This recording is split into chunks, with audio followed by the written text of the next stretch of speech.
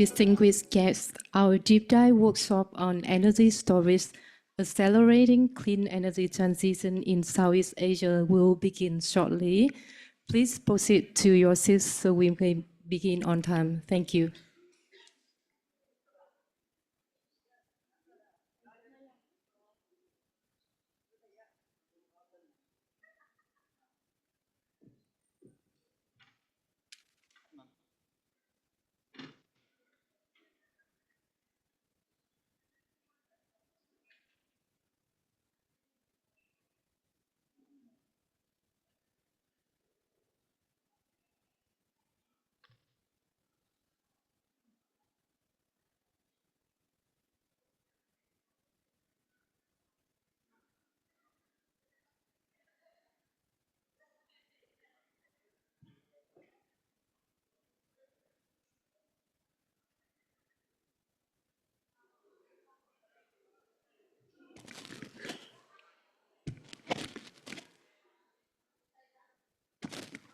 Good morning, everyone, and welcome. My name is Minh Nguyen. I'm the country manager for the Global Energy Alliance for People and Planet, or GIAF in Vietnam. I am very honored to be your moderator for today's deep dive workshop.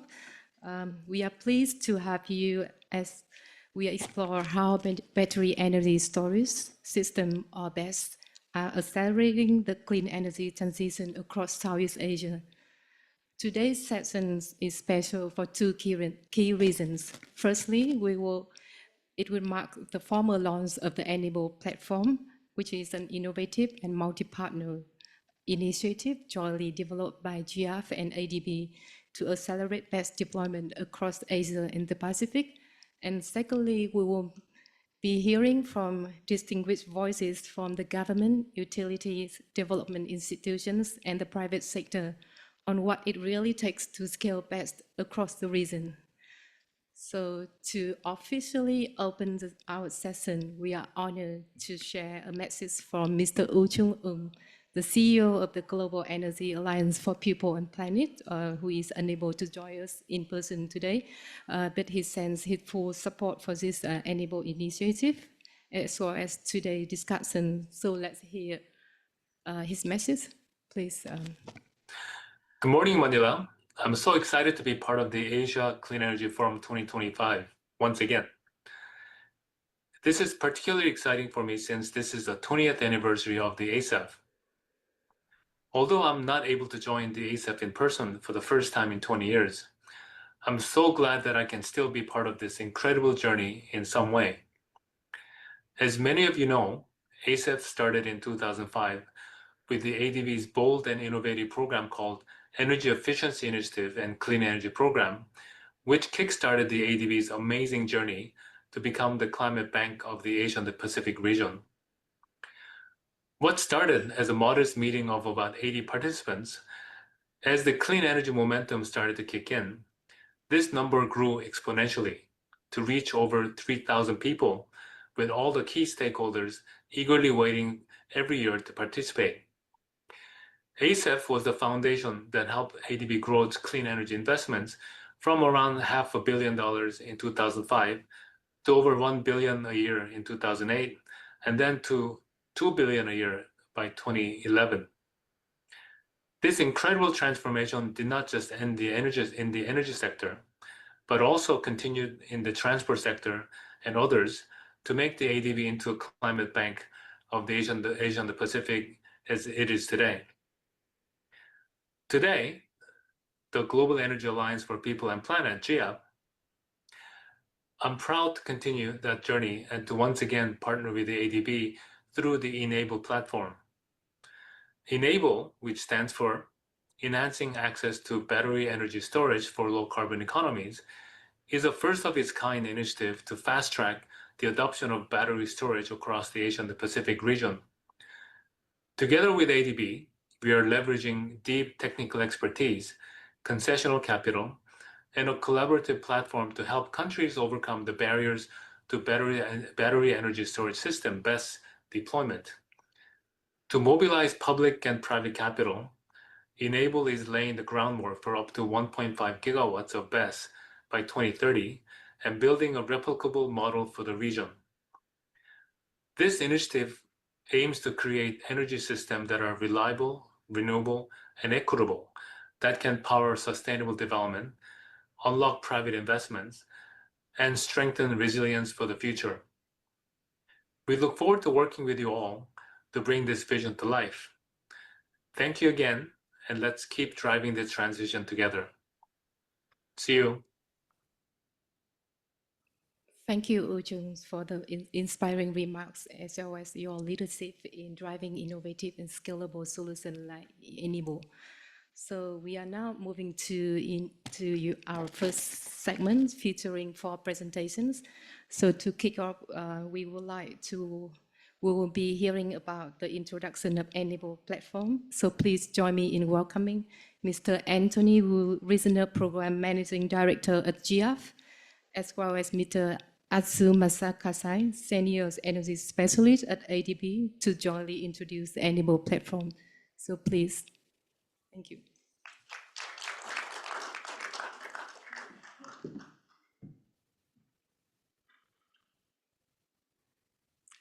Good morning, ladies and gentlemen. It's my great honor to be here and working with my ADB colleagues together to present this Enable platform. So as the GIAF CEO mentioned just about in the opening remark, the Enable platform is actually a pioneer platform focused on the BESS to enabling the BESS development in the Asian countries. As everybody knew, I think GIAF is an organization already starting the BESS consulting in the 2023. And Enable is part of the GIAF's global BESS consortium. And we want to develop this platform initially with ADB support, and in the future, we want to bring more partners to this platform.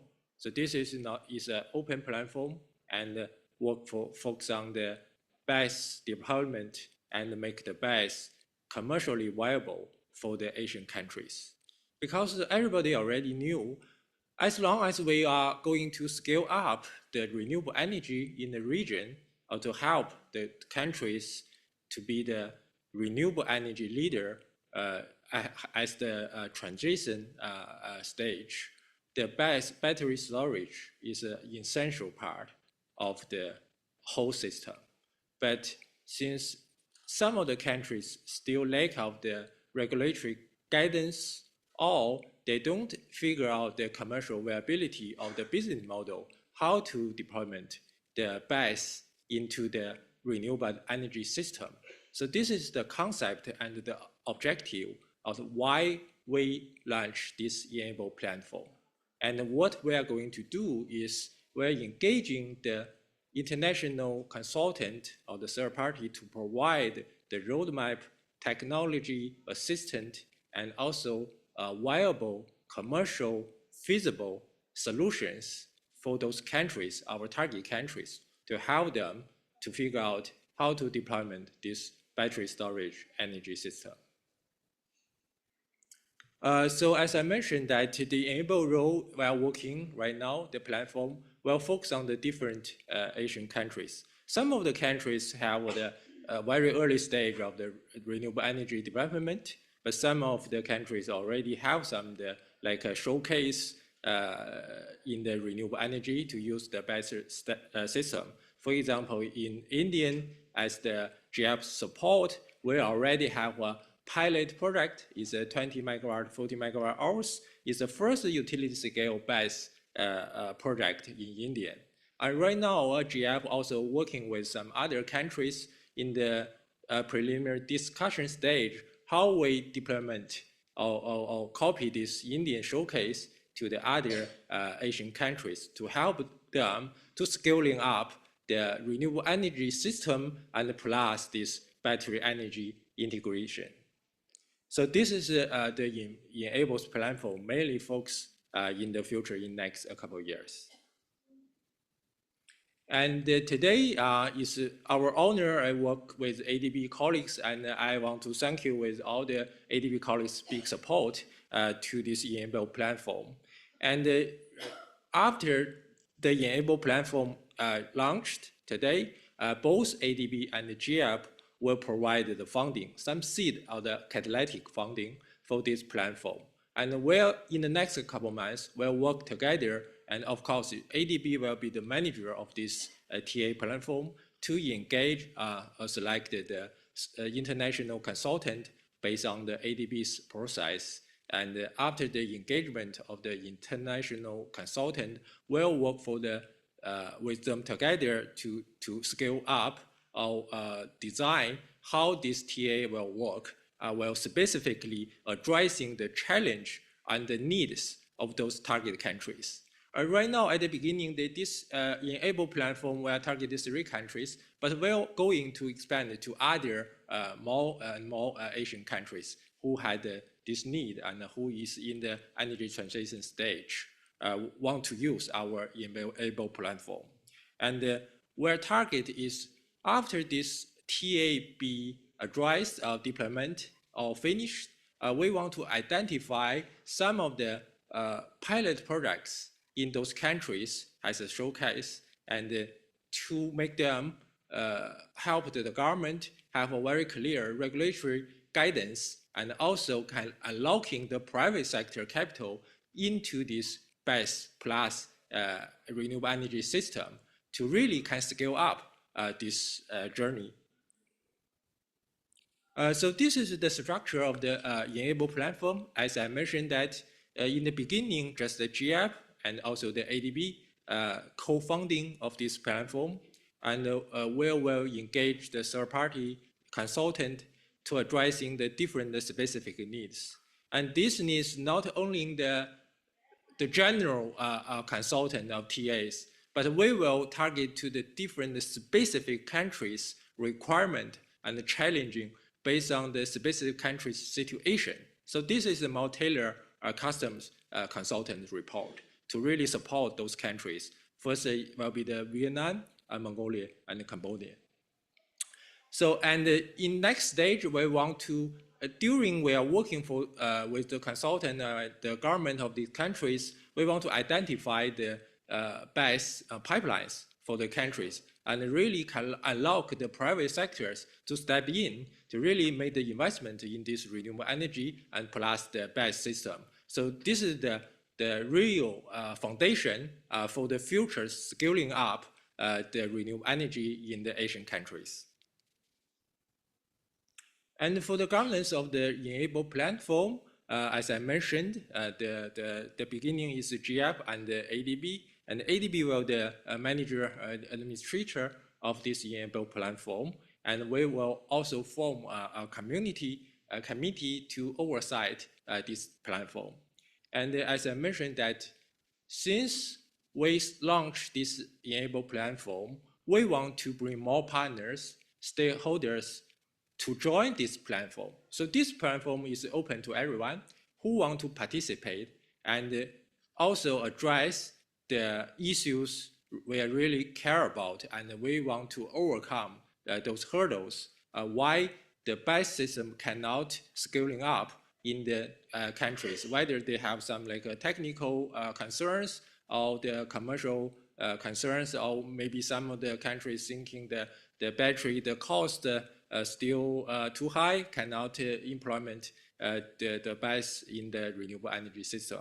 So those are the issues we can both work together, and we want to more and more stakeholders and partners to join this platform. For the next part, I will handle my colleague, ADB colleague Asu.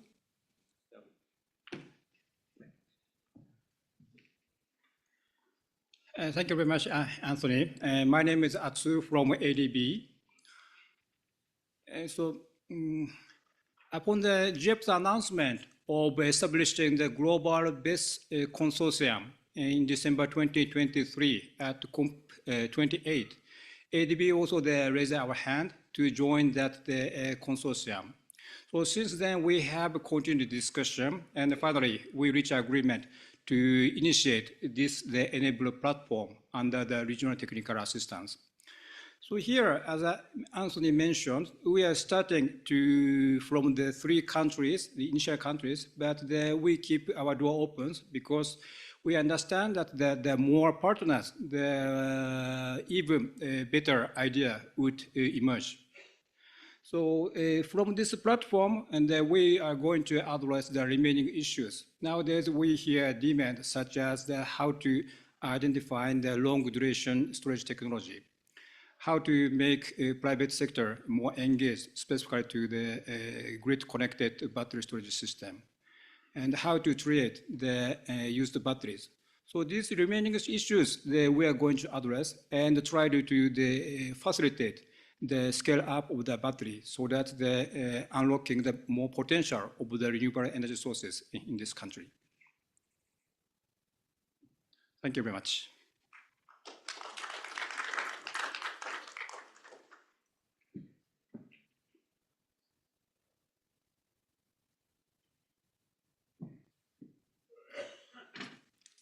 Thank you, Anthony and Azu. So now we are moving to Philippines, where the governments and private sector are actively integrating BESS into the national energy strategy.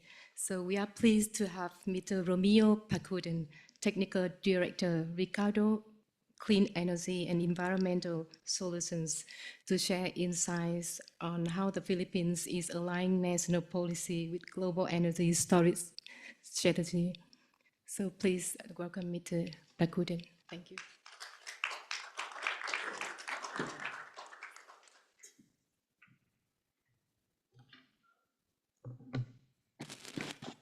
Thank you very much for that introduction. My name is Romeo Pakuden. I'm one of the technical directors of Ricardo PLC. We are based in the UK. We are a publicly listed company. And we are actually having several projects here in the Philippines. And I was asked by ADB to present an overview on the variable renewable energy and BESS here in the Philippines. I think everybody is aware of, and especially those who are based in the Philippines, on the Philippine policy on energy storage. And actually, what I just would like to mention is that the policy evolved over time after seeing what's been going on globally and recognizing the issues that are being that were being faced in the local market. So the government initially issued the policy in 2019, and later on they further improved it and then introduced a much mature policy in 2023 that integrates energy storage into market rules, grid operations through technical classification and operational restrictions in this case.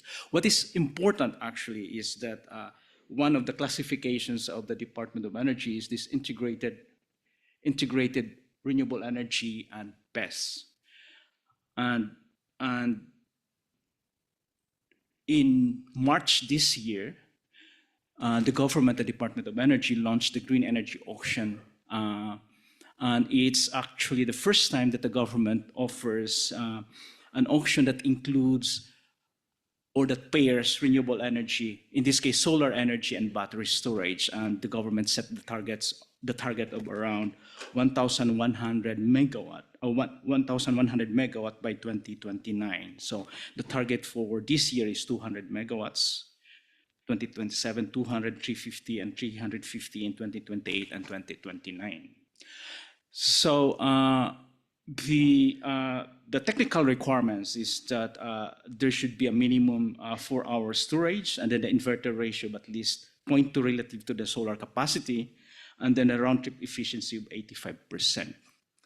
And in April, I think the Energy Regulatory Commission presented the preliminary price. I think the price was used for public consultations, and I understand that the Energy Regulatory Commission will issue soon the prices for the auction under the GEA, or the Green Energy Auction, round number 4.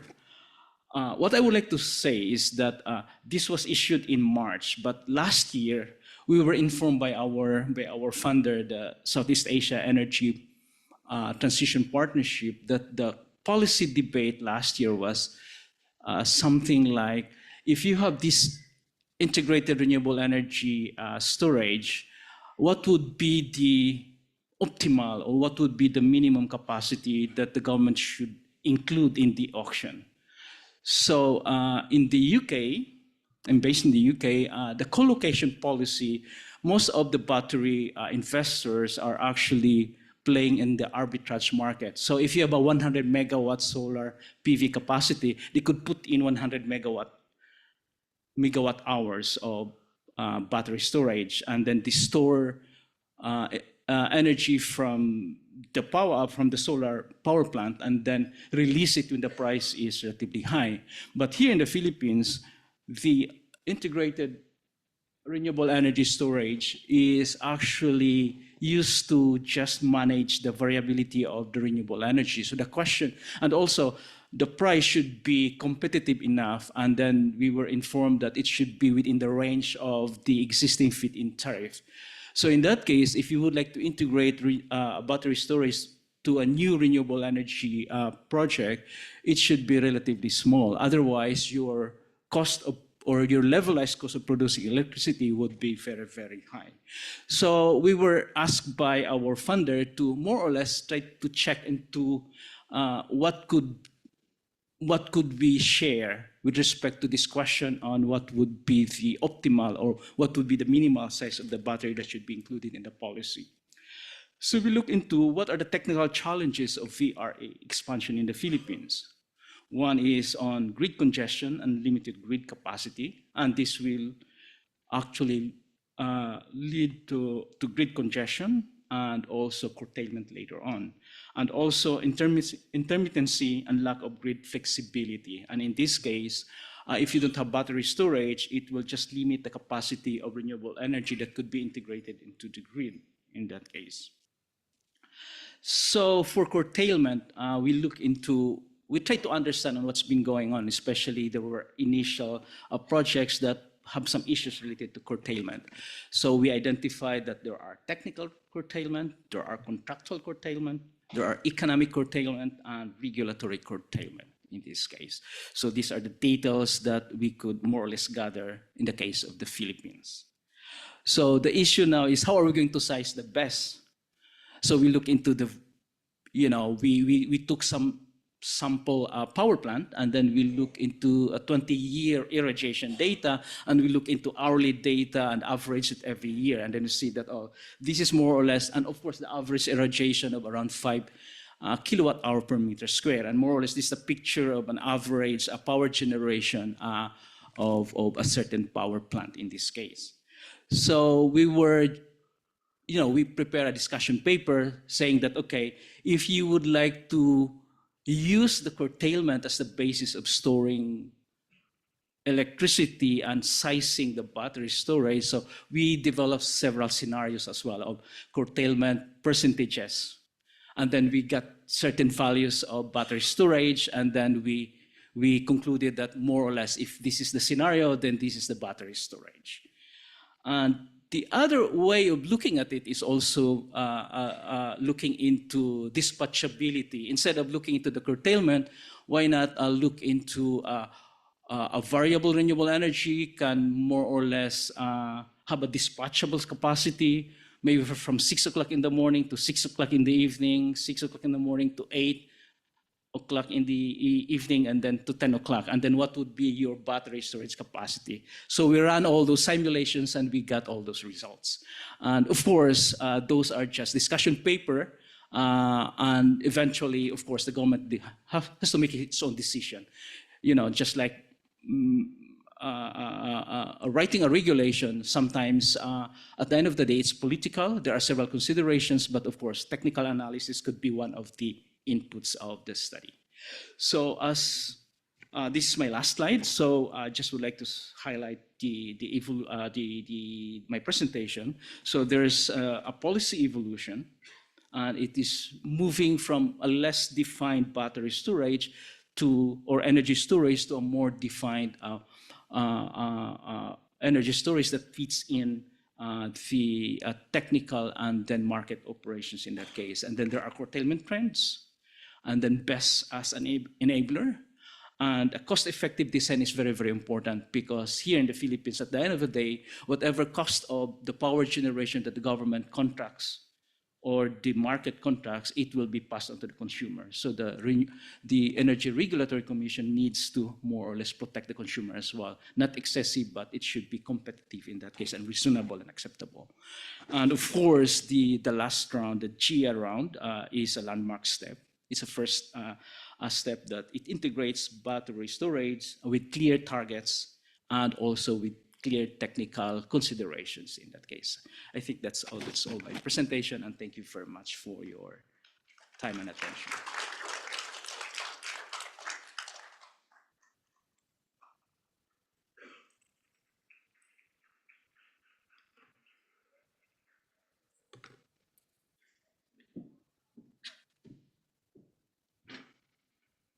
Thank you, Mr. Pakuden. So next we will shift to India, an emerging hub for private sector-led BESS scale-up. So please welcome Mr. James Kolantaras, Principal Energy Specialist at ADB, who will walk us through India's experience on private sector participation and power market design for BESS.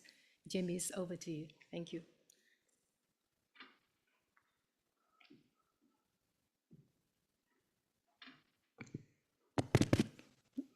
Good morning. Thanks for joining this session. There is a typo. It should be Friday. Sorry. so actually, I'll just going to say on the left side, you can see Sri Lanka. It's happened on February this year. There was a power outage. The entire country was blackout on February 9th. Because during the time, it is a daytime. During the time, the peak the peak demand of the daytime demand was 2.2 gigawatt, and actually the installed rooftop solar capacity almost close to 1.4 gigawatt. And what happened was there was a cascading effect. There is a 33 kV fault which has triggered a cascading effect, and the entire country got blackout. And you can see that's a news article where the CB is the Ceylon Electricity Board that requested rooftop solars to switch off during daytime, especially during holidays where the demand is not there. So it's already happening. On the right side, actually, this is from Germany, where you can see that there is curtailment already happening. As the renewable energy penetration increases, the curtailment generally happens. You can see that the congestion cost or the renewable energy curtailment in Germany is growing every year. So I was trying to get the Iberian blackout, but the details are not still available. So I stick to what is available. So, and this is just to give the scenario of India, where the renewable energy has been growing exponentially. So India started renewable energy plants from probably from 2016. So you can see that 38 gigawatt in 2015 to 225 gigawatt in 2025. And it is enabled by policy enablement, mainly due to RE park schemes where the government facilitate land, grid, and the private sector just need to come and invest in solar PV. And the reverse auctions, which are, everybody can see the auctions, so which lowered the solar PV prices to at least 2 rupees, which is approximately 2.5 US cents. That's the lowest tariff identified. And mandate utilities, all the state utilities need to have renewable energy purchase obligation. So either you invest in renewable energy or you purchase. And if you don't have space to invest, or there are other reasons, though, you can buy certificates. So then the government has also a scheme where the interstate transmission charges are waived for renewable energy. So these are all the policy decisions which actually led to the renewable energy penetration in India. And I'm just going into why we need to look into battery energy storage. This is just a screenshot of India Energy Exchange, which is a well-established platform for energy exchange, and which works very well. And this is a day-ahead market price. If you go and even if you can look at today, tomorrow's price will be determined. This is the daytime. You can already see that there is for tomorrow you can available there is energy available for purchase at 0.5 rupees per kilowatt hour. So, and this is due to during high solar and low noon period. So this is already happening. So, and the next slide is, this is also from the market. The daytime, the today's market, even if you can check now, I checked just a while ago, it's already zero. There is energy available at 0 rupees. It may not be, many of them may not able to purchase either because of grid congestion or because of, they have other PPAs already signed at a higher cost, which cannot be, degraded. And I can even see that many of them are paying the coal power plants, the capacity cost, and taking the power and the market at 0.5 rupees. So this is already happening. So the government of India recognizes that integration is required, and this is the daytime price as low as 0, and nighttime you can see it is about 10 rupees, the peak demand. So there is a business model, there is a business case already there for battery energy storage, and the policy push. What the challenges. I'm not going to into the challenges again, but the government of India has a mandate to install 500 gigawatt by 2030, which means from this year there should have addition of 50 gigawatt every year of renewable energy. So, and the policy enabler, the MOP, the Ministry of Power, has already come out with guidelines for best procurement and operation, and the government has already announced the viability gap funding to offtake this in a larger way. So they have announced 450 million. Earlier, the viability gap funding provided for private sector is 50,000 megawatt hour. It has been reduced to 32,000 now because the price of BESS has dropped down drastically. And now, like energy purchase obligation, the distribution companies have energy storage purchase obligation. They also need to purchase energy storage. So, and the tender is going to be competitive, and the long-term contracts are coming out as BESS purchase agreements and BESS service agreements. And the ground results are on the right side. You can see that the battery tenders has going year on year at 75% growth, and the tariff has been reduced after the viability gap funding has been introduced. It has reduced drastically.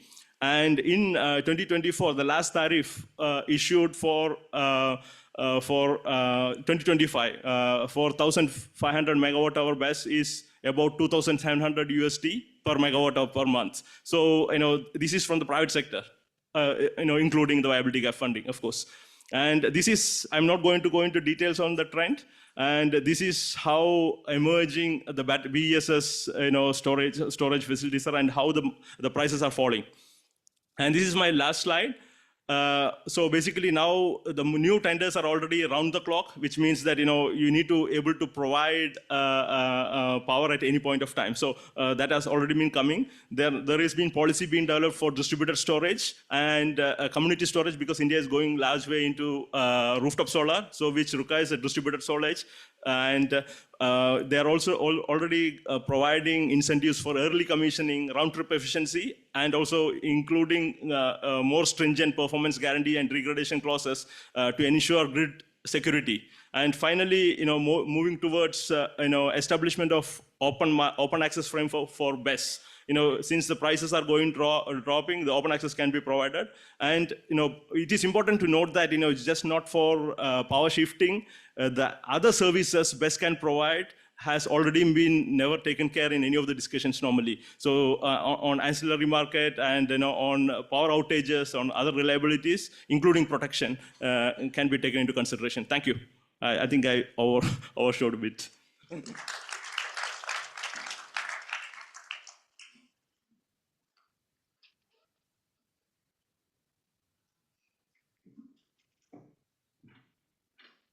Thank you, James.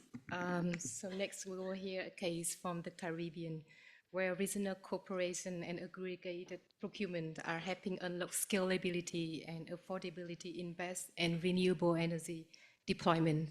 So please welcome Ms. Hoyan Yolanda Chung, Head of Southeast Asia at the Renewable Energy and Energy Efficiency Partnership RELP. So Yolanda, over to you. Thank you.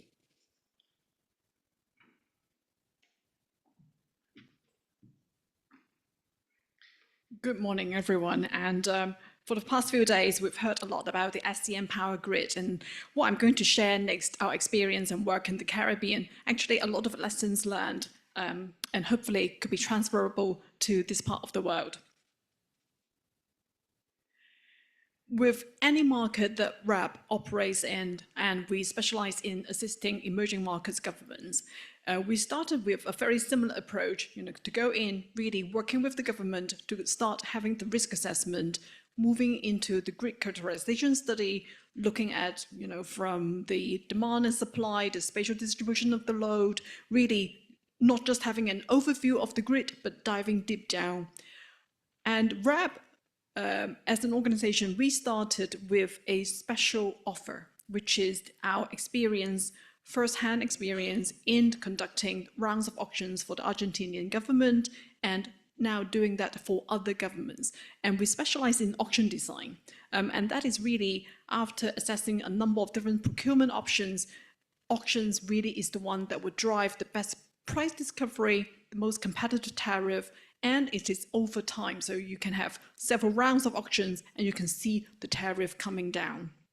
We are also a specialist in implementation. So rather than just doing the policy drafting and design or review together with the government, we assist with the government, if so desired, during the implementation phase to really help evaluate the bid, whether it is a two-envelope bidding, tendering, or it could be to the qualification round, looking at the bridge to bankability. So we have a number of very strong finance background professionals. I'm a former banker myself.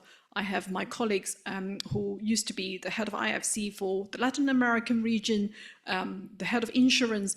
We really want to be that bridge to bankability so that we design the policies for the auctions that would be aligned to financial sector expectations. And finally, to the auction launch.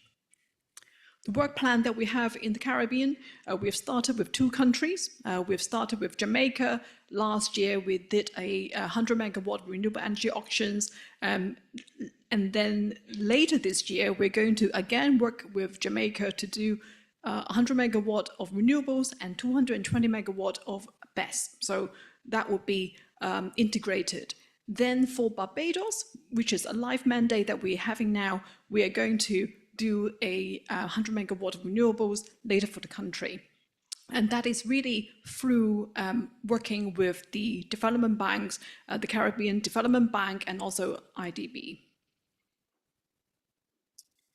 We talked about aggregation, and what we are attempting to put together is to conduct individual exercises for countries, Jamaica and Barbados, to start with, and then to move on to putting different countries together. We are talking to St. Kitts and Nevis, we're talking to Bahamas. So we see a lot of commonalities across countries in that part of the world. We know that there is a very heavy reliance on fossil fuels. We know that power rates are considerably higher than Latin America. We know that renewable energy addition has been lagging compared to the global trajectory. The problems, I wouldn't labor over it. We've had a few days talking about challenges, but we feel that a lot of the challenges in Caribbean can be addressed with aggregation to address the isolated grid, small market scale. By aggregation, you will be able to attract more regional, international players, and that would also bring up quality and bring down price. Extend the pipeline to have standardization. Now, standardization, when you do aggregation, has that additional layer of complexity because you have to consider the different risk profiles of the countries. You have to consider different regulatory and technical requirements. So RAB, while offering technical assistance in auction design, we also have a financing platform, a guarantee fund that is going to be $300 million US to be listed in Luxembourg later this year. And I heard about the Indian example of the viability gap funding, which really significantly bring down the tariff because you're attracting more players. And with our guarantee fund in Barbados, we're going to put that guarantee fund to work with the credit enhancement and also the expert support from our team, which is in-house. So I wouldn't want to go through the slides in detail as I've hit my time limit, but just to highlight the work that we are doing in Barbados, starting with the grid study, looking at the demand, the asset type that is drawing demand, doing the spatial study, looking at the TND, looking at the supply, the basis of thermal generation, where we're at. And I think in Barbados and Jamaica, when BESS is rolled out, we look at the multitude of functionalities that BESS can provide. And really, for Barbados, is about load shifting. It is to shave off the peak, to move and extend the time that we can tap into renewables. The study that we've got so far working with the Barbados government is to really start from the baseline, you know, how much demand and supply there is from thermal and renewables to work out the minimum BESS requirement. We have drawn up the boundary conditions already for the country. We know the grid code in Barbados, 5 megawatt on feeders. We know the PV limit on the grid, and this is based on their real experience, you know, is about 100 megawatt solar, and then you would kind of hit the curtailment and also making the grid less stable. We are able to see that at the moment, installed PV about 119 megawatt and the projection. So with all those boundary conditions in place, we will be able to determine the best and the minimum BESS requirement that will be required. So RAP is already part of the BESS consortium with GIAP in the Caribbean, and hearing that the Enable platform would be really active in Southeast Asia. If anyone in the audience are able to bring us to work in Southeast Asia as well, we'll be happy to hear from you. Thank you.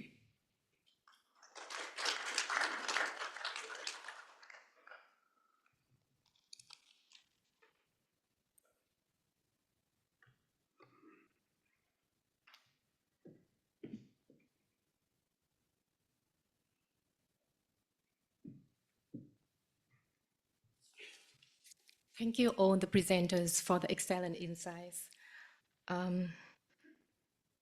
So ladies and gentlemen, if you have any questions for our speakers, please kindly post them on Wova apps under Ask the Questions. So we are monitoring the question and we will bring them into the upcoming panel discussion so that we will ensure that all the questions will shape the conversation. So now let's move to the panel discussion section. Our panel today brings together leaders from utilities, government, development institution, and partners working on BESS scale-up across the region. So please welcome our moderator, Ms. Xiaoqing Fei, Partnership Director at GIAF, and also our esteemed panelists, Mrs. Cindy Tienko, Director Energy at ADB, Ms. Mylene Kopongko, Assistant Secretary, Department of Energy, Philippines, Dr. Nguyễn Mạnh Cường, the Institute of Energy, Vietnam, Ms. Unoma Shavetjav, Research Engineer, Mongolia's National Dispatching Center, Mr. Ashley Brosnan, Regional Climate Counselor, DFAT, the Australian government, Ms. Maria Fiji Reyes Virgil, Senior Program Officer, ETP.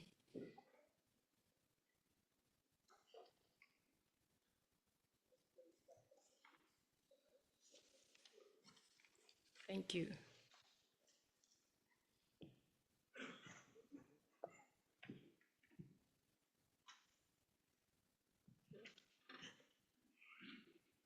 Thanks, Thanks, Ming, and thank you for our great panelists. I know we're still slightly not different from the order, but I think it's okay. I'm very happy to host this panel here. I'm Xiao Jing from GF. And I think as we heard from our keynote speakers, that space is really, really important topic for the grids and the renewable energy development, and especially for this region. So that's why we host this great panel to bring different stakeholders within this area. I just want to introduce the flow of the panel. Like we will have 4 rounds of questions, like the open and closed questions, and also the round 2 will be like specific questions for each panelist, and we will open Q&A questions for the panel, but we will only pick from the question for the app. So like during the process, if you have any questions, please send us through the app, and our colleague will pick up question, maybe 1 or 2 questions, depends on the time. Okay, let's start. I think the first round, I just want to invite our panelists to maybe share a little bit about you and your work, and also what do you see the barriers for BESS deployments in the region. Thank you very much, Xiaojing. So good morning, everyone. Is it morning still? Yeah. Thank you for joining here, and I'm glad to see a full house even on the last day of ASEF.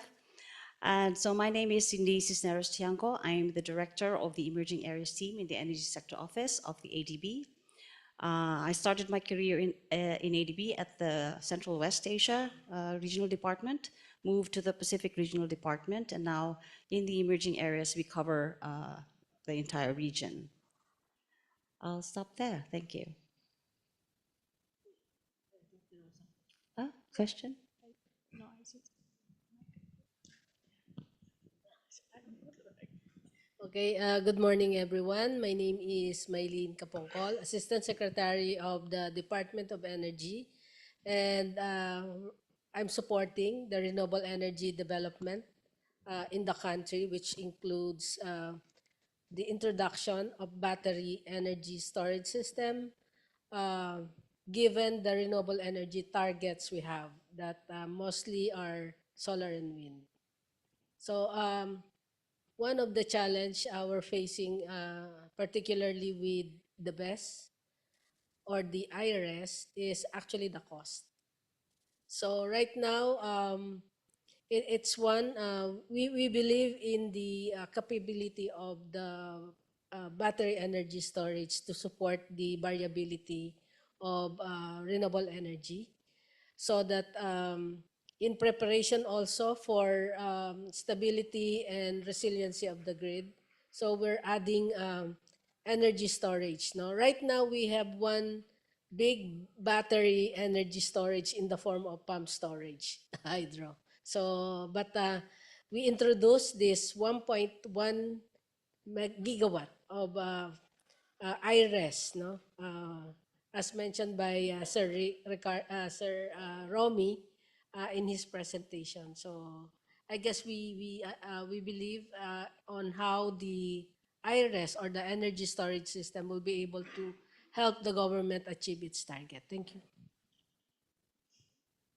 Thank you so much. My name is Ashley Brosnan. I'm the Regional Climate Councillor based in Singapore, but covering Southeast Asia.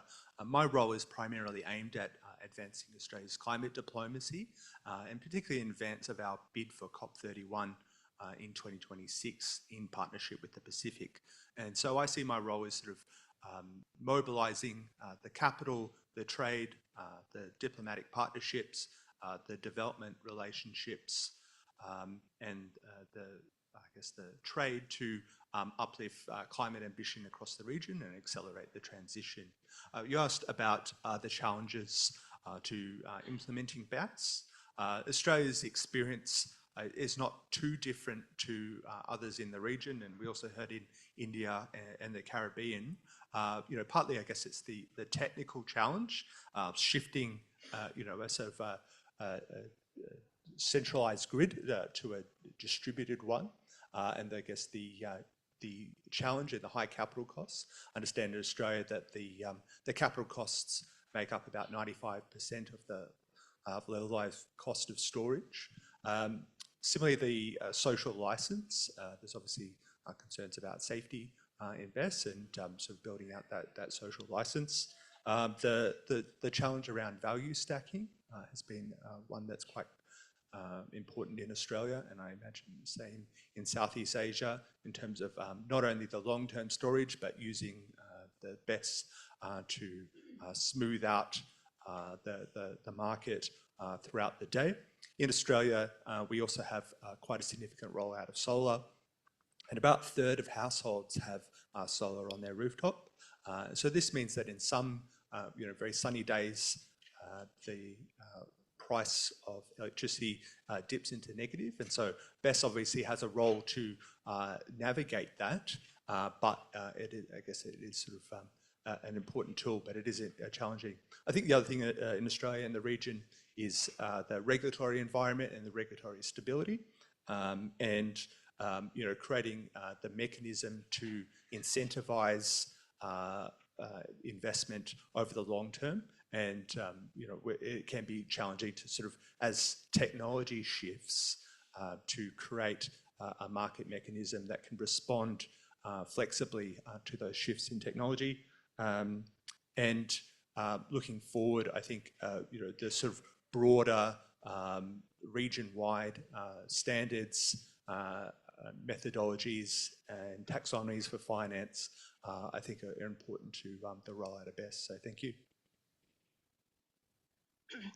Hi everybody, I'm President National Dispatching Center from Mongolia. Mongolia today is actively developing a better energy storage system.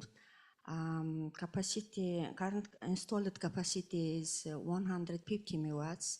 It means 10% of total country energy capacity. Our battery playing crucial role in peak load shaving, load shifting, integration renewable energy resources, and grid balancing and regulation voltage and frequency regulation. Also, we have successfully completed trials for advanced functionalities such as frequency and voltage regulation and black start capabilities using real-time simulator digitalization and power factory programs. And our system operator conducted modeling of Seungyeona BESS project for black start scenarios by ADB.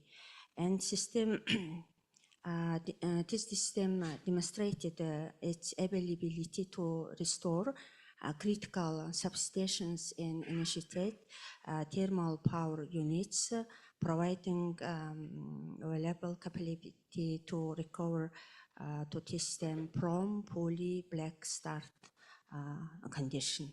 This highlights the significant flexibility and resilience battery energy storage system can offer in modern grid operations. It's our best experience. Thank you. Hello, everyone. My name is Keung. I'm from the Institute of Energy. Now, I am acting director of the Power System Development Department. My job in 20 years, always fighting the way to provide enough electricity for Vietnam. And now I'm very happy here, and thank GF invite me here. And I hope today I can find some way to provide enough electricity for Vietnam. I involved and take a key role to make PDP 6, 7, 8, and now the 8th revision. That's approved by the government last month. And today I think I want to share with you about the power development of Vietnam in recent years. And if you have any question about the renewable energy development in Vietnam and how battery can develop in Vietnam, we will have a discussion later. Thank you. Good morning, I'm Fritzi Verhel. I work with the Southeast Asia Energy Transition Partnership. We'd like to thank first GF and ADB for inviting us. So a brief introduction on who we are and what we do. So we're a program under the United Nations Office of Project Services. We are a platform of governments, including Australia and some philanthropies, with a united vision of accelerating energy transition in Southeast Asia. So we work in Vietnam, Indonesia, and the Philippines.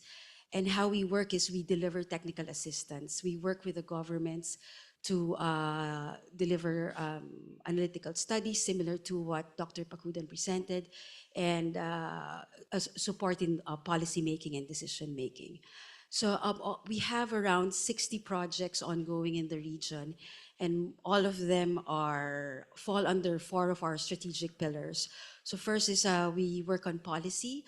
We try to support doubling of RE and tripling of energy efficiency in the region. We work in finance, supporting to make a more enabling investment for batteries, for renewables, and also coal phase down. Our third pillar is in grid modernization, and fourth is in just transition. So the topic today on BESS is well aligned on our third pillar on grids, not only as backup power, but also its important role in ensuring grid flexibility and reliability as we increase more variable renewable energy. We see the importance of battery. So I'll stop there. Thank you. Thanks all our panelists. I think we bring like a really different kind of stakeholders here. So I want to start from thinking, like, as you mentioned, like the ADB has a lot of work related to BESS in different areas. Like I know this kind of project always involve all kinds of stakeholders, the governments, development partners, and also financial institutions. So I want you share like what very like successful models that can coordinate this kind of collaboration to accelerate the process. Thank you again, Xiaojing, and thank you to all the panelists and the speakers who provided really the universe of possibilities for BESS as a service. I think I'd like to emphasize that energy storage is a service. It does not actually produce electricity. And this is where it's important to actually look and focus on the potential services that energy storage can bring. And from the Asian Development Bank standpoint and development partners, Australia and DFIs, there are several models that we can draw from, but we could look at some kind of hybrid coordination model to be able to promote alignment, transparency, and shared accountability across all stakeholders, governments, development partners, and financiers. So to accelerate BESS and energy technology for that matter, what's important would be government-led country platforms for strategic alignment. I think we've heard that from all the countries that spoke just then. And then, of course, development partners coordination. There needs to be some kind of platform for development partners to coordinate and actually pool resources, knowledge, and institutional capacity to be able to promote BESS development. And there are other frameworks that we also need to look at. ADB does what we call private sector operations as well as sovereign operations. And these two need to be deployed strategically, including technical assistance grants and loans to facilitate BESS deployment in particular. And another coordination model would be to be able to pool project preparation or delivery units, because then we standardize, we are able to align with what the country needs, and then have a fast tracking type of implementation when we do work together. So as an example, the ADB has, in the Pacific, for example, we have what we call the Pacific Region Infrastructure Facility. It is actually supported by 7 donors, Australia, DFAT including, and we also have New Zealand, we have the European Union, the World Bank, IFC, and many other donors like Korea and JICA as well. So as I said, 7 donors working together to promote infrastructure development in the Pacific, covering 13 Pacific member countries of the ADB. So this was established in 2008, and it has been able to not only provide a platform for donors to coordinate our activities in terms of infrastructure development, infrastructure planning, and also, of course, mobilizing co-financing and financing for projects that we lead or co-lead with the other donors. And definitely it's a good way to promote particular technology through studies and technical assistance and capacity building and knowledge events. And that's what's important in this type of collaborations. In the Pacific, normally, because these are, most of them are grant-only countries, so they are supported by grant funding from the ADB, and procurement is largely done through with the assistance of ADB, with the allocation of this grant funding to the governments. So several projects in BESS in the Pacific already completed and working, and the first large-scale one we developed in Tonga. I think we have our partners here, the consultants who actually helped us build them in Tonga, in the Cook Islands, and in Kiribati and Tuvalu, and many other Pacific Island countries have deployed BESS mainly for storage to support solar PV generation, and also to provide grid stability and reliability. But we are now looking towards more grid forming type of service from the batteries. Larger countries, of course, can look at what Ms. Mylene Kapongol has mentioned, pumped hydro storage. That's something that we are looking towards. And of course, what Enable and perhaps the BESS consortium is looking at are long duration energy storage. That's another thing that we are looking into. In Central Asia, we've done a lot of work, Tajikistan, Uzbekistan, and also in, of course, India, we've mentioned already, and in Southeast Asia, Thailand, Vietnam, and also in Mongolia. I think we have the large BESS that my colleague Atsu has just completed in Mongolia. So, you know, I mean, if you have questions from all of us, you can ask Atsu. No, there's it is really a core business of the ADB to be able to deploy more renewables, and that will mean as more renewables come into the grid, you need to have the battery energy storage to be able to, and of course transmission first, and then the grid to be able to make it stable. So I'll stop there. Thank you. Thanks, Cynthia. I think the coordinations among different stakeholders is very important. I think that is also why we initiate Enable together with ADB. So next question is for Dr. Kapongol. Like as you just mentioned, I think Philippines is doing a lot of amazing things, like really become a regional leader in IE. So based on experience, like what is like some successful cases or mechanisms such as the regulatory framework, like market incentives or policy you are working on to accelerating the work you are doing in here? Thank you. Dr. Pakudan has already mentioned some of the initiatives we have on the battery energy storage system, but just to share a short history about the battery energy storage journey in the Philippines as of now. It started with a power generation facility, a coal power plant, putting up a pilot battery energy storage system. And then it was unknown in the power sector. It was introduced by a private sector, and then we have to define it as a generation facility.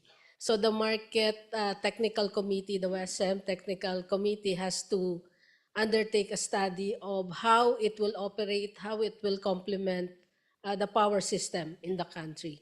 So later on, as we move towards studying the impact or what is the use of energy storage system, so we have already put in place some protocols and standards as far as energy storage is concerned. So right now, we have what we call standalone energy storage system and what we call earlier as integrated renewable energy and battery energy storage system.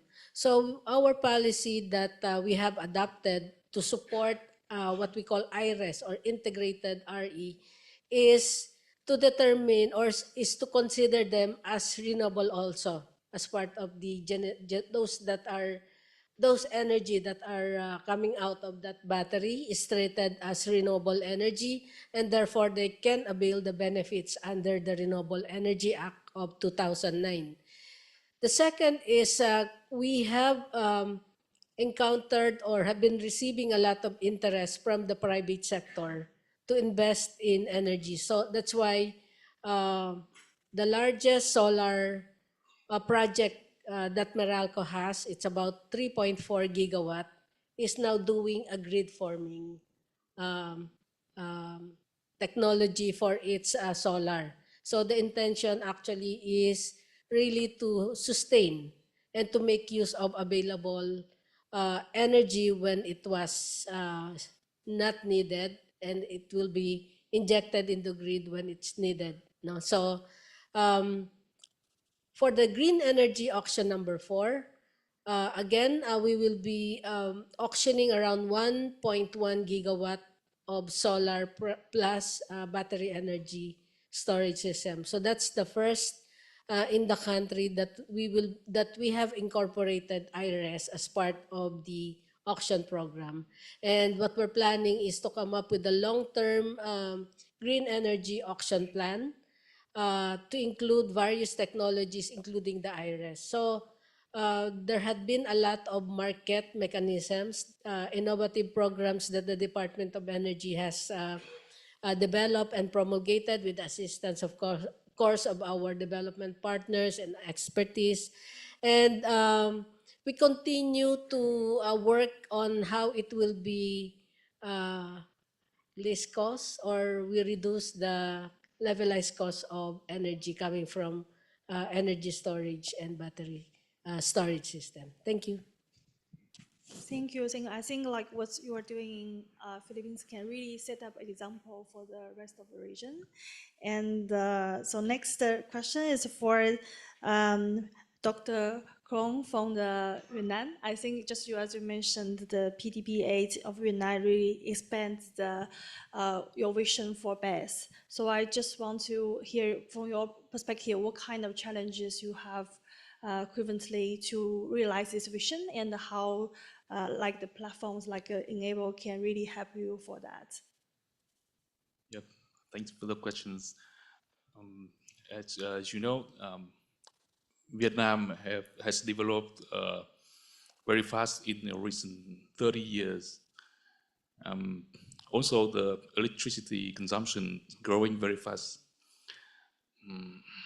I remember in 1990, the electricity consumption per capita is only 100 kilowatt hour per year. Now we have 2,700 kilowatt hour per capita, so 27 higher. But we think it will not stop. We want to be a developed country, so we need to increase our electricity consumption 3 or 4 times to reach the Singapore or Korea or Japan electricity consumption. So we need more power, more electricity in the next 20 years. So we need to choose how to develop our power system. In the past 5 years ago or 10 years ago, we think coal-fired power plant could be a solution. But now it's not possible because we have no more coal for coal-fired power plant. Domestic coal, we need to import from outside. And for gas turbine, I think the government don't want to rely on imported LNG power too much. So it could be developed very limited, as you see in the PDB8 revision. So the government need to find some other solution. And in PDB8 revision, we calculate and propose mix-up generation. That's the first. It should be nuclear power. Now it can consider as a clean energy, and government want to have the first nuclear power plant to operate before 2035. And then the remaining power missing should come from renewable energy. That is solar power, onshore wind power, and offshore wind power. And now the solar power and wind power take part 27% of installed capacity of Vietnam. But in 2030, in our calculation, it will take around 49%. And for the energy generation, now is 12%. In the next 5 years, it should be over 30%. And our model shows that we need more energy storage system. In our calculation, in 2030, we need 32 gigawatt of energy storage. Come from two options. The first is pump storage power plant, hydro power plant, 6 gigawatt, and the second is it comes from battery energy storage system. As today we have the Enable platform, and we want to thank to GIAP for support us for the last 2 years to support our study. The first study is about the frequency control and management in Vietnam with battery energy storage system. The second study is about the how to replace coal-fired power plant by renewable energy and BESS in the northern Vietnam. And now we are carrying out the 3 study about the BESS with funded by GIAP. The first is about how BESS and solar power or wind power can play a role as baseload generation. The second study is about the roadmap for BESS in Vietnam, and the third study is about the pricing mechanism for BESS. That we are in Vietnam. The gap for the policy to develop the BESS in the electricity market in Vietnam. I think we need to reform it. For example, if a power plant generates 0 kilowatt hour and it will take no money, the money just comes from the kilowatt hour generation. So if the battery energy storage system that's standby for security purpose and generates no kilowatt hour, and they will earn no money. So we need to reform our electricity market in near future. Yeah. Thank you. I think GIAP is really honored to be part of the journey. It's really honor for us. And then we come to the Mongolia. I think what just Dr. Yurama just mentioned, like as just very because of the variable demands and also the long distance, like this very challenging for the operation of the Mongolia's grids. So under this kind of situation, like from as a grid operator's perspective, like what kind of challenges you see, kind of what kind of solutions you can see for this kind of challenges. Yeah. Thank you for your question. Today we have challenges in operating and expanding battery energy storage systems. It's a policy and a regulation the framework limited to existing infrastructure, and also we have weak grid condition and the curtailment and load.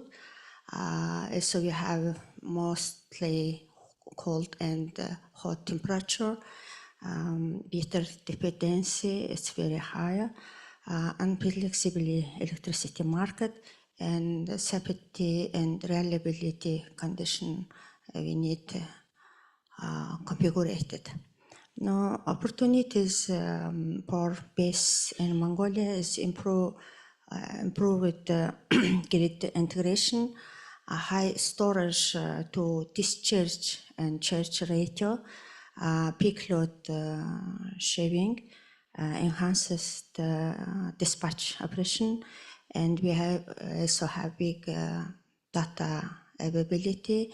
It's most opportunities. Last year we developing hybrid based project with solar energy resources already commissioned. It's very best exemplar for best development condition. Thank you. Thank you. As we heard from like 3 countries, I think there's a very important role also for the development collaborations among different countries. So my next question is to actually like from your perspective, like what kind of needs for the concessional capital within this kind of projects, and what do you see any kind of successful cases from your perspective?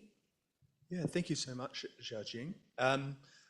Everywhere I travel in the region, finance is an important topic and comes up again and again, and particularly sort of concessional or blended finance to sort of mobilize greater private capital, particularly when projects are sort of marginally bankable or just sort of enhance the availability of capital.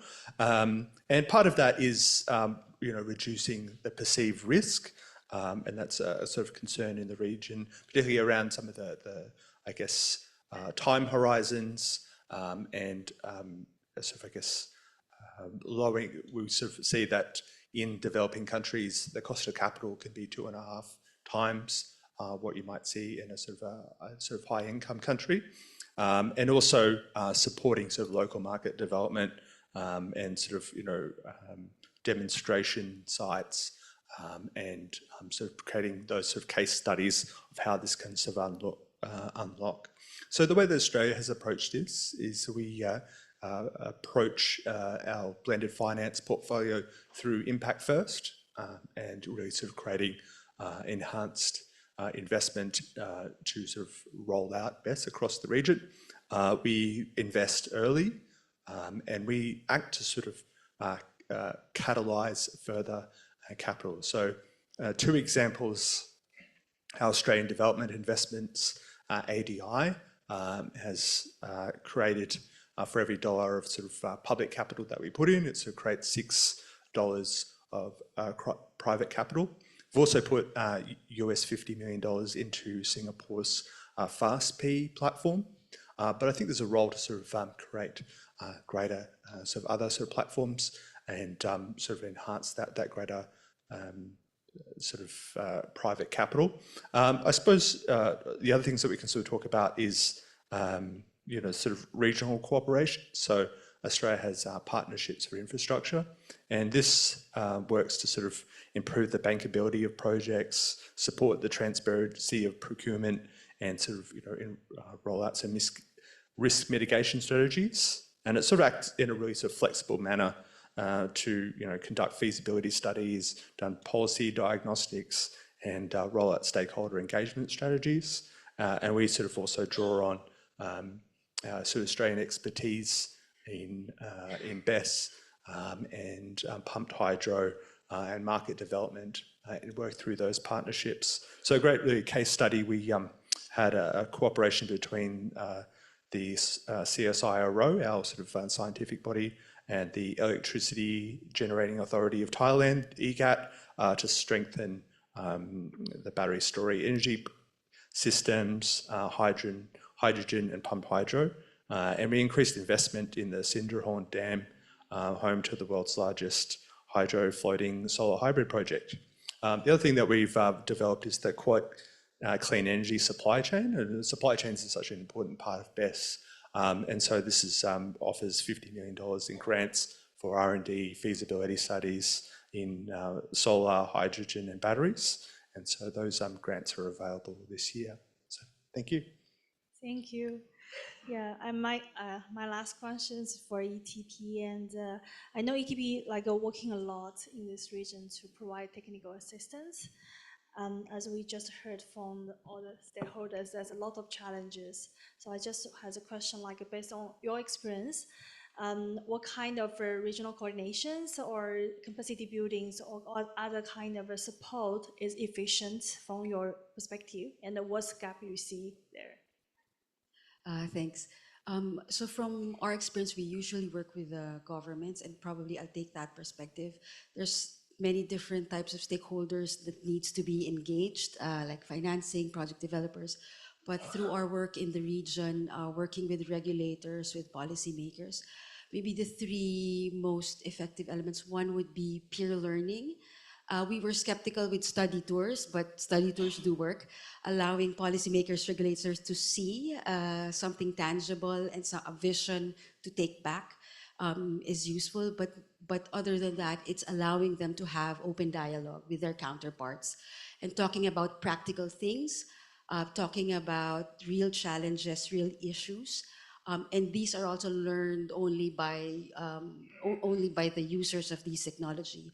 And having that open discussion has been effective. Probably second effective solution would be a more intentional and purposeful capacity building. Having been working with the government for quite a bit now, we see that the knowledge gap is very slim. The knowledge gap is the margin is very slim. The policymakers, the regulators, they know their stuff. It's really knowledge scatter. There's a lot of knowledge available, and it's the ability, the discernment to filter that to something that is useful and that they can apply when it is needed. So having to curate a very purposeful capacity building, which is probably maybe attached to some policy work, a policy window, a need, maybe an auction design. We find that the participants are more engaged and they ask practical questions, things that they really need answers to. And I guess the third one would be providing access to information. Again, there's a lot of information, but some practical information that's missing and hard to identify where the credible sources are like cost, trends, supply chains. So regulators will need those information to provide, to have basis on tariff setting, to design regulations. So that's difficult to even there's a lot of information, but what is credible, what is updated. So in ETP, we usually conduct studies, provide reports, but as soon as it's published, it's outdated. Something new has happened. So having maybe Enable as a platform to provide access to those information, ensuring that it's credible and this is really what's happening in the region, could be a catalytic role for Enable to moving maybe BESS from pilot to commerciality.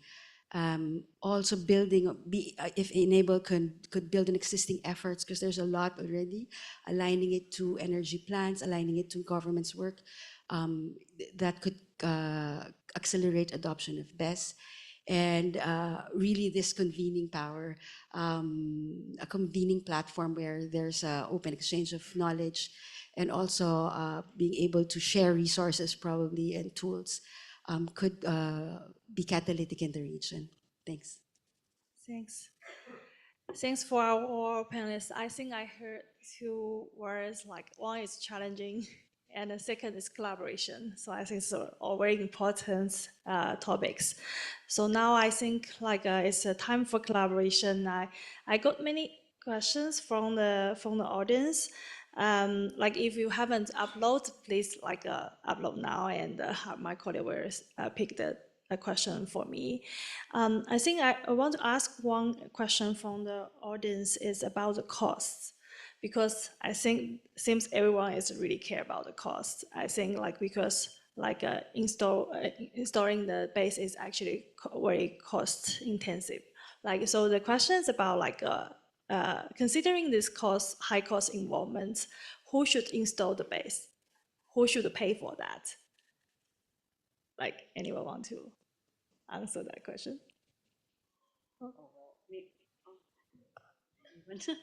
Okay, maybe I can start. The model that we have, it depends on the country, of course. I mean, in the Pacific, the model we've been using, since these are grant-funded investments, normally we have the government or public sector funds funding the BESS to enable private sector to come in and build the generation capacity. That's to de-risk also in terms of the stability of the grid when the renewable comes. But in other contexts, there are different models of financing. You can have PPP, you can have a public-private partnership, or you could have a private sector entity actually funding a BESS for particular services to the grid or to the utility, or for a large-scale ancillary service for a country, for example. And that I think that's one of the approaches or technology that is being thought of in Vietnam with a pilot 50 megawatts. So yeah, it really depends on the context, but often because it is risky, it doesn't produce electricity, usually the public sector funds will come forward for that. Quickly for the Philippines, as you know, the Philippines has restructured and privatized its electric power industry. So who should install? It's the private sector investor.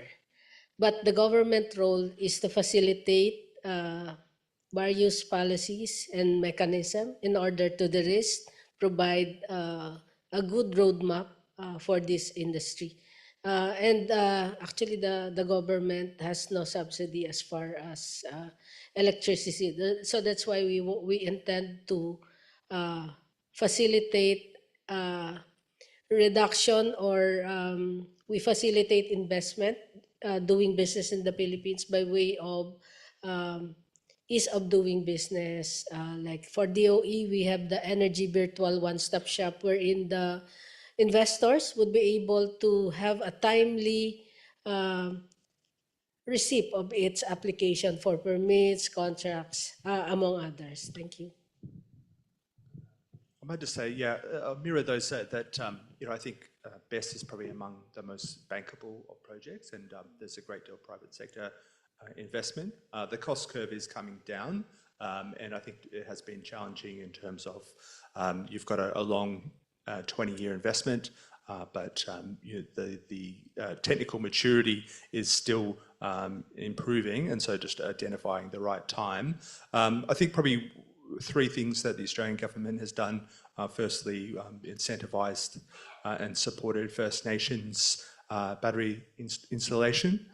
We've also provided incentives for households to install batteries, and I think that this has made the personal investment in decision much more economic for households, and also invested in community sort of smaller scale battery systems to sort of enable at a community level the trading of electricity. So that's a short thing for me. Thank you.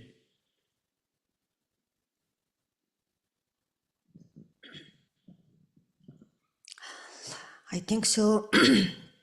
We need very good project development and make investment policy ensure and created roadmap mapping, and also it's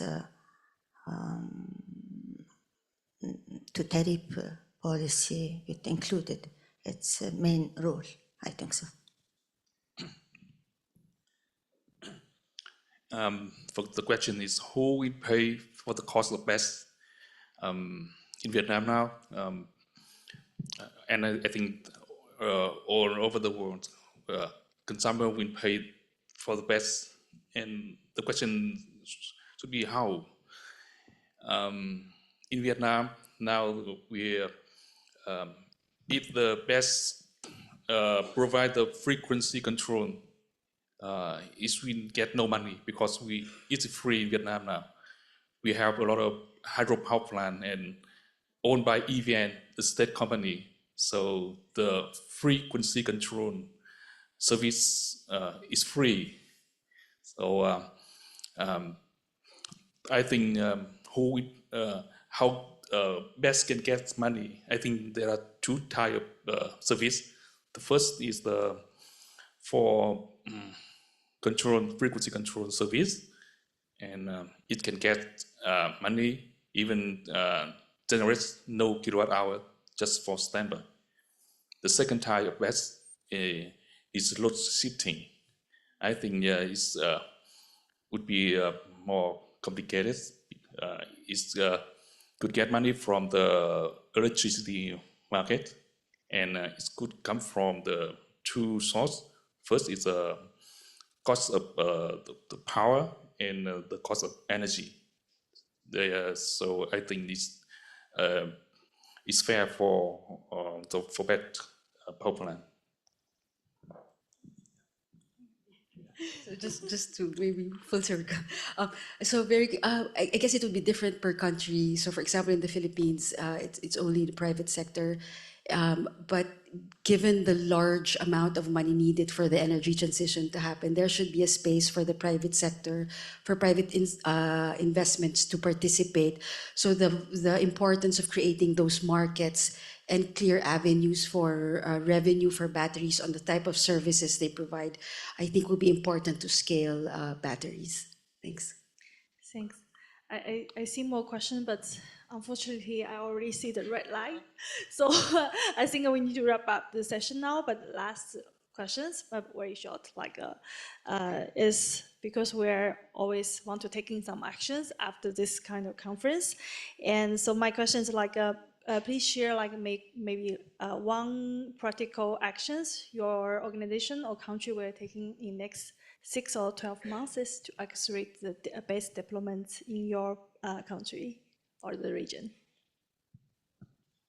Yeah, in the coming days, we will be issuing the notice of auction and the terms of reference for the green energy auction number 4, which would include the integrated renewable and energy storage system as part of the RE technology that will be entitled to the green energy tariff that the ERC will determine. So it's a competitive avenue for the IRES developer or the energy storage. Thank you.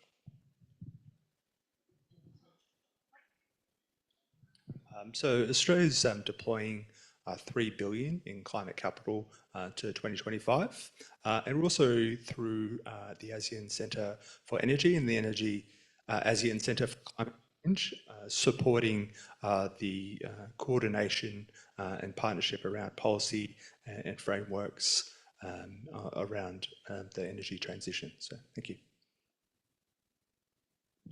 Going toward the development of battery energy storage system based regulation projects will be essential to ensure system stability, support renewable energy resources, and manage peak and any loads effectivity. Hybrid approach enhances system energy stability and enables more efficiency use clean energy resources. This progress marks a major step toward digital transformation in the energy sector and contributes significantly to greenhouse gas reduction. It also creates attractive opportunities for investment and international cooperation, particularly with partners like the Asian Development Bank. We work together toward a more resilient and sustainably energy future.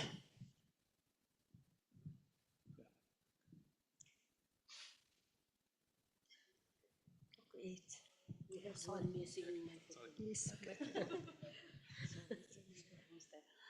Maybe I can consolidate. So I mean the ADB, of course, has an ambitious climate finance target of $100 billion by 2030, and we have even ramped up our ambition to make sure that we have 50% of our financing is actually climate finance. We have at least targeting 13 billion in private sector financing, and of course 26 billion in key sectors, but also in clean energy we have a target of 13 billion per year, or 20 billion per year. So in any case, like I said, we have private as well as public sector funding sources. We have technical assistance, and the latest one that we have is this BEST technical assistance that's helping to shape the Enable platform. And we are looking for partners to develop this and also to support this platform for sustainability, to ensure that we do deploy BEST larger scale with all stakeholders coming forward to pool resources, not only in terms of funding, but also in terms of knowledge, as Fritzi mentioned, in terms of capacity, and of course, whatever regulatory frameworks that are needed to be established, standardize these, and also harmonize aligning with the country and regional targets, as we all want to do triple renewable energy by 2050, and it cannot be done by conventional sources alone, and storage is going to be a big part of that. Thank you. Thank you. Thank you for all our panelists. It's really insightful conversations. As just Cindy and my colleague Anthony mentioned, like we really hope Enable could become a really open platform. So if you have any questions or any collaboration ideas, please feel free to contact either GIAP and ADB. Thank you again for our panel, and yeah, I will give floor to my colleague.